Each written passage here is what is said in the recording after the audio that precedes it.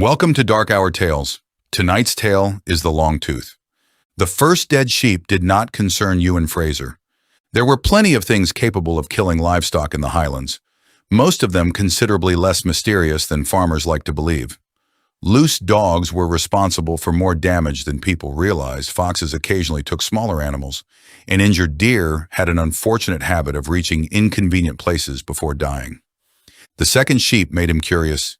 It belonged to Donald Kerr, whose farm sat near the northern edge of Glen Torran, where fenced pasture gradually surrendered to commercial forestry and then to the older woodland climbing toward the hills. Donald had found the animal shortly after sunrise. By the time Ewan arrived, PC Isla Grant was already there. "You've been promoted to detective now?" she asked as he climbed through the gate. Ewan zipped his jacket against the October wind. "Donald phoned me." "Of course he did." Donald stood 20 yards away, staring at the damaged fence. At 68, he had officially retired from farming 4 years earlier and continued doing almost everything he'd done before retirement. His nephew handled the accounts and owned most of the livestock now, which Donald apparently considered an administrative technicality.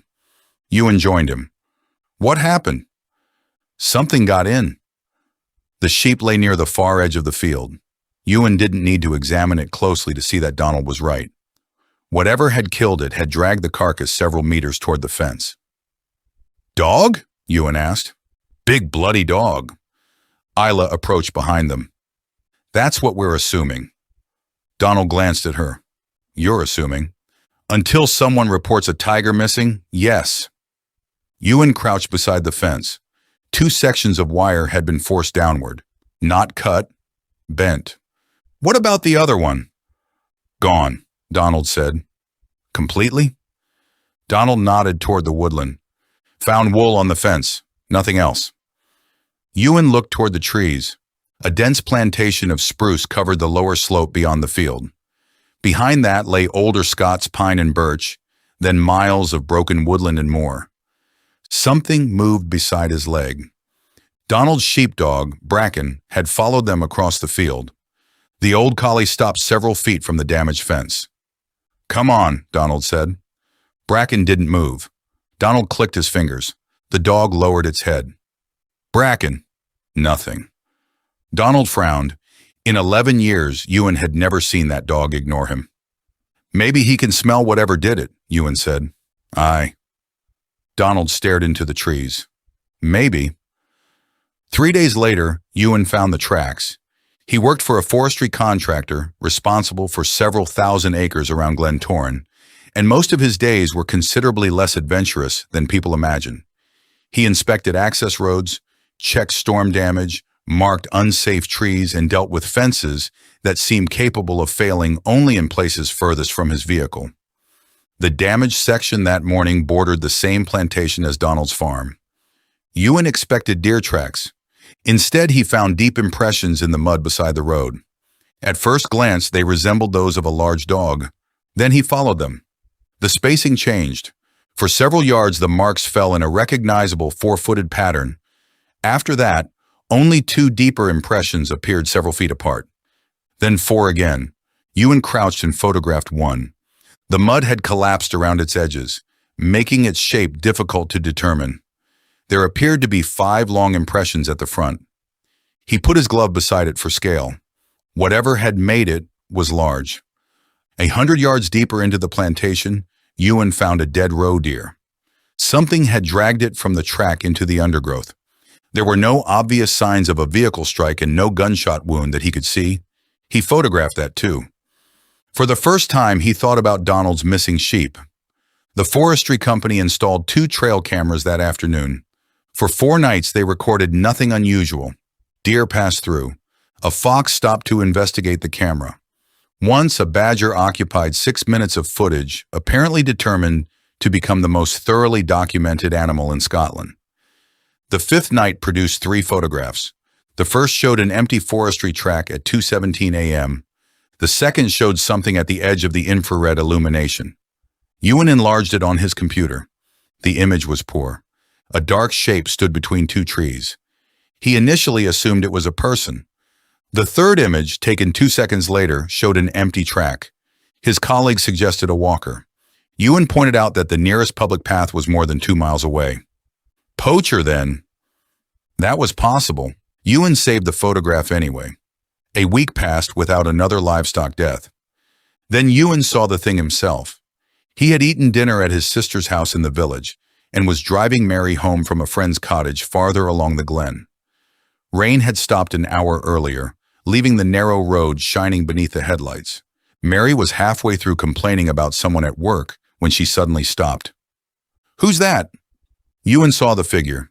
It stood on the left side of the road near the trees, perhaps 60 yards ahead. He slowed. Bit late for a walk. Maybe their car's broken down. There was no vehicle. As they approached, the figure became clearer. It was tall. Dark clothing, Ewan thought initially. Perhaps a heavy coat. "Should we stop?" Mary asked. Ewan reduced speed further. The headlights reached it fully. His foot moved from the accelerator. Something was wrong. The figure's arms hung unusually low. Its shoulders were wide, but the waist beneath them narrowed sharply. Ewan couldn't distinguish clothing anymore. The darkness covering the body seemed uneven, coarse. The figure turned its head. Mary whispered, "Ewan." He locked the doors. The thing took one step toward the road. It wasn't a man. Ewan understood that before he had any idea what it was. Then the creature changed shape. Its upper body pitched forward and both long arms struck the ground. There was no stumble, no loss of balance. It simply dropped onto all fours as naturally as a dog beginning to run. Then it moved. Within seconds it had crossed the verge and vanished among the trees. Ewan stopped the car. Mary stared through the windscreen. "What the fuck was that?" He didn't answer. Neither suggested getting out. The following morning, Ewan went to Donald's farm. He described the roadside encounter without mentioning the trail camera photograph. Donald listened from the kitchen table. When Ewan described the arms, Donald stopped drinking his tea. When he described the creature dropping onto all fours, the older man put down the mug. "That's not a man." "I know that." Donald looked toward the window. "Longtooth." Ewan waited for him to smile. He didn't. "What? Old name." "For what?" Donald shrugged. "Depends who you asked." Ewan sat opposite him. "I'm asking you." "When I was a boy, sheep went missing some winters. Folk blame dogs. Sometimes they blame Longtooth." "You're serious." "My father knew the name. His father knew it." "What was it supposed to be?" "Something that lived up there." Donald gestured vaguely toward the hills. "Some said an animal. Some said nonsense told to keep children from wandering into the woods." "Why Longtooth?" Donald picked up his tea. "Same reason anything gets a name, I suppose. Somebody saw enough of it to name it." That was all he would say. Ewan remained unconvinced by the legend. He was considerably less unconvinced that something unusual lived in the forest. Isla took the trail camera photograph seriously enough to circulate it, although she pointed out that it proved very little. Could be a man. It ran on 4 legs. The photograph doesn't. "I saw it. I believe you saw something." Ewan sighed. "That's police language for saying you don't believe me." "No. Police language would involve me writing down exactly what you said and letting somebody else decide." She handed his phone back. "If there's a large animal loose, I'd quite like to know before somebody gets hurt." That evening, Ewan heard gravel moving outside his cottage. He was upstairs preparing for bed. One slow crunch, then another. He went to the window. Nothing stood beneath the security light. The sound stopped. Ewan waited. Several minutes later, it came from the rear of the house. He went downstairs and checked the back door. Locked. He turned on the garden light. Empty. Beyond the small garden stood a low fence, then rough grass leading toward the trees. Ewan watched for almost a minute. Nothing moved. He went back upstairs. At 1:40 a.m., something touched the side gate. The metal latch lifted. Ewan sat up. The gate creaked open. He didn't go downstairs. For nearly 20 minutes, he heard occasional movement around the cottage. Never hurried. It sounded almost casual. By 2 o'clock, everything was quiet. Morning revealed prints in the wet ground. They came through the gate, along the wall, around the back of the cottage, then beneath Ewan's bedroom window. There, the tracks changed. 4 impressions approached the wall, only 2 led away. Ewan stood looking upward. His bedroom window was nearly 9 feet above the ground. Something had apparently risen beneath it. The prints returned to 4 several yards away and disappeared toward the trees. Ewan stopped sleeping with his curtains open. 3 nights later, something followed his van. He had been checking cameras in a forestry block and stayed later than intended. Darkness had settled by the time he reached the main access road. Halfway home, movement flickered between the trees on his left.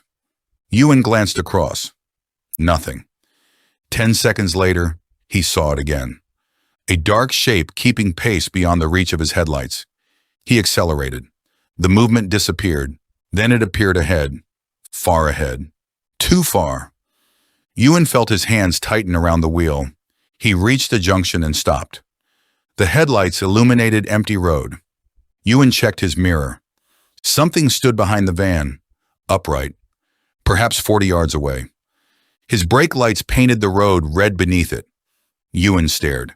The creature lowered itself onto all 4s. He accelerated. It came after him. For several seconds, the distance between them barely changed. Ewan reached 40 miles an hour before the creature finally veered into the trees. He didn't slow until he reached the village. Donald called the following afternoon. Bracken was missing. The dog's collar lay beside the far fence. Donald had already searched the nearby fields. Ewan joined him before sunset. They found tracks near the sheep shed. The same changing pattern. 4, then 2, then 4. Donald's getting dark, Ewan said. I can see that. We should go back. Donald carried an old shotgun broken over one arm. 5 more minutes. Something moved beyond the shed. Both men stopped. A branch cracked. Donald closed the shotgun. Inside. They entered the sheep shed and shut the heavy timber door. Ewan switched on his work torch. Outside, something crossed the gravel. Slowly. Donald raised the gun. The movement stopped beside the wall. They waited. A soft breath came from beneath the door. Ewan stepped backwards. The breathing moved away. For several seconds there was silence. Then something rose outside the small window. Ewan's torch found it. He saw dark, coarse hair first, then a head held low between powerful shoulders. The face was neither human nor canine. The muzzle was short and heavy, the nose broad and dark, with deep-set eyes reflecting only a dull trace of the torchlight. The creature looked directly at him. Its mouth opened. 2 upper canine teeth extended well below the lower lip. Not tusks, not the exaggerated fangs of some storybook beast. Teeth belonging to an animal built to use them. Donald whispered beside him. Longtooth. The creature turned away from the window. Ewan heard it move toward the door. The latch shifted. Once, then again. Ewan looked at Donald. It wasn't scratching randomly. It was testing it. The latch lifted halfway. Donald fired. The blast inside the shed was deafening. Something struck the outside wall. Then came a burst of movement so violent that Ewan heard gravel scatter against the timber. Silence followed. They waited 20 minutes before leaving. There was blood outside the door. Not much. A dark smear across the ground. The tracks disappeared into the forest. Donald lowered the shotgun. Now you've seen enough to name it. Ewan spent that night at Donald's farm. The next morning, Isla organized a search of the surrounding area with local officers and wildlife specialists. They found blood, tracks, nothing else. Nobody could identify the animal from Ewan's description. The official advice was simple: stay away from the woodland after dark and report further sightings. Ewan had no intention of doing anything else. 2 evenings later, Mary arrived at his cottage. He had missed 3 of her calls while asleep on the sofa. She hammered on the door until he answered. What are you doing here? Checking you're alive. I told you not to come out here, and then you stopped answering. I was asleep. Well, congratulations. Ewan looked past her toward the car. Get inside. Mary saw his expression. What? Inside. She entered. Ewan locked the door. You're freaking me out. Good. Means you might listen. He checked the windows. Nothing. Mary folded her arms. Is this about the thing? Yes. Has it been back? No. Then why? A metallic click came from outside. Ewan stopped. The side gate. Mary heard it too. Neither spoke. Something moved across the gravel. Ewan turned off the living room lamp. Darkness filled the windows. Upstairs, he whispered. Why? Because I said so. They moved into the hallway. Something touched the back door. Not struck, touched. The handle moved downward. Mary stared at it. The handle returned slowly to position. A few seconds later, it moved again. Ewan took out his phone. No signal. He tried emergency calling. Nothing. The creature moved away from the door. They heard it pass beneath the kitchen window. Then around the side of the house. Ewan led Mary upstairs. They entered his bedroom. Can we get to the car? She whispered. Not while it's outside. What do we do? Wait.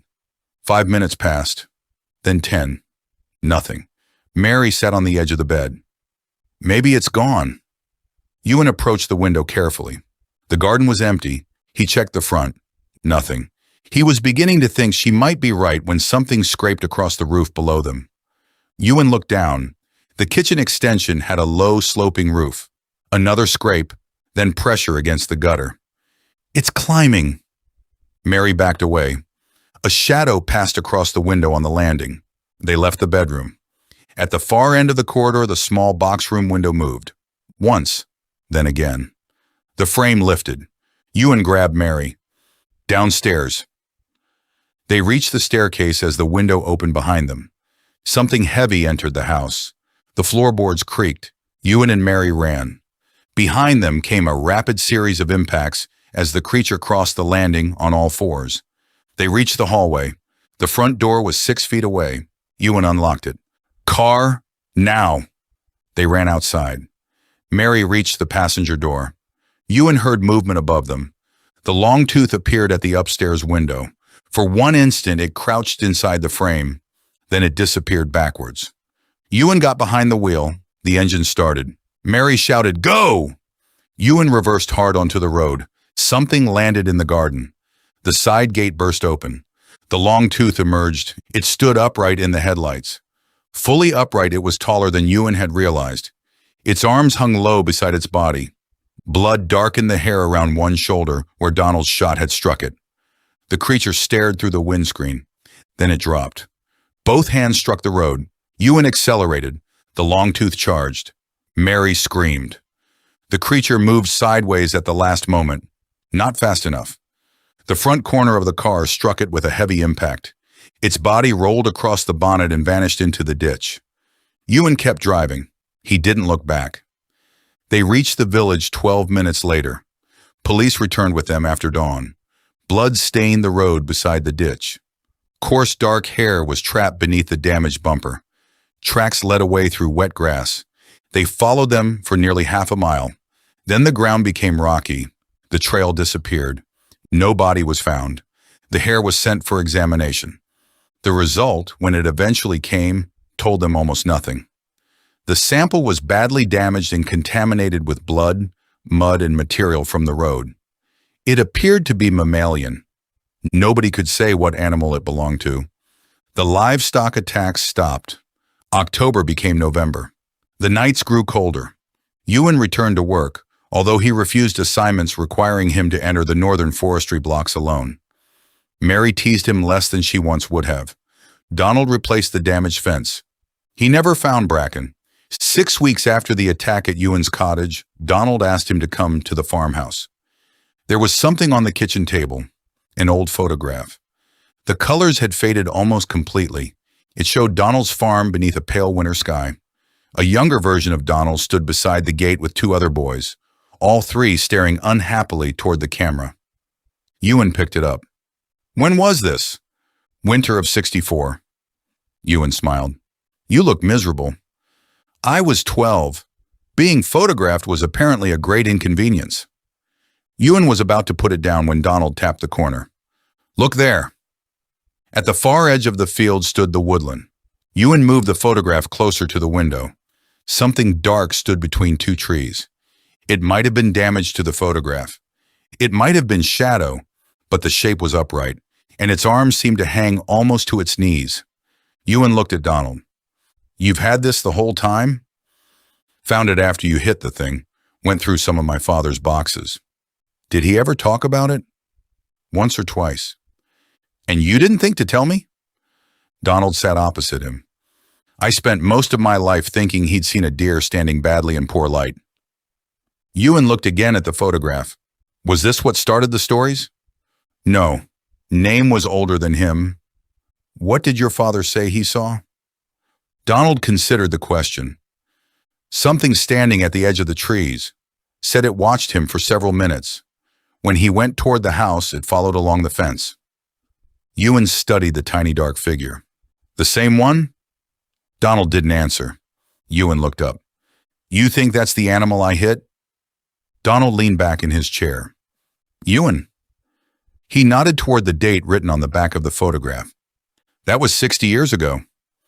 Outside the kitchen window, Glen Torran stretched toward the dark line of forest.